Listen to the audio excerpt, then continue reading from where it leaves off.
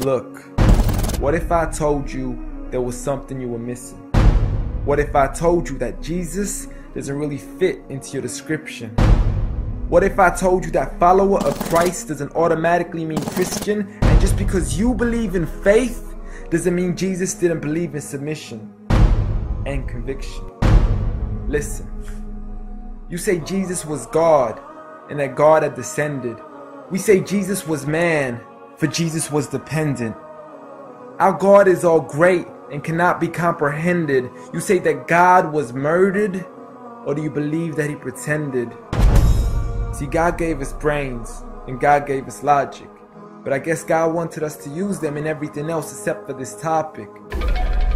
It's like wearing a cross and proclaiming that you love Jesus, when if God was murdered on the cross really shouldn't please us. I mean, would you be wearing an axe if it was used to chop your mother up into pieces? See, this is what happens when you believe in faith, but fail to believe in reason. See, we used to worship the Creator until Satan turned us to the creation. We began to worship the people and neglect the one who made them. We began to believe that God had died, but how could a God even be created? A miraculous birth, and therefore the Son of God was begotten. See, the creation of Jesus was easy, but you seem to have forgotten that God says be, and it is, just like with Adam, a concept too complex for the church to merely fathom. But he was the creator of the universe, for all we know, even more. And so what if we can't see him? I mean, what you acting like our universe is small? I mean, there's still so much we're still yet to explore. I mean, there's still so many things as human beings we still haven't seen, touched, heard, or saw. I mean, our eyes can't even handle the sight of the sun. So how can we possibly handle the sight of our Lord? See, Jesus used to pray, but in your opinion, who'd he pray to? I mean, if Jesus was God, surely prayer would be of no use. Or did he only require it when he needed to know the truth? Like when God wasn't sure whether it was the season of the fruit. Or maybe he prayed when there was something he couldn't do. Like when he said, I of myself can do nothing. But you took it as there's nothing he couldn't do. See, no one used to worship Jesus, so ask yourself, why do you? A concept so straightforward, but has left so many confused. See, Jesus preached one God, but the church has failed to practice. And I mean, you don't have to be that dumb to know that 1 + 1 + 1 equaling 1 isn't necessarily going to give you a pass in mathematics. See, the church said 3, when Jesus said 1. Jesus said God, when the church said Son. Jesus never said worship me, rather he said pray. But you've chosen to worship Jesus despite everything he used to say.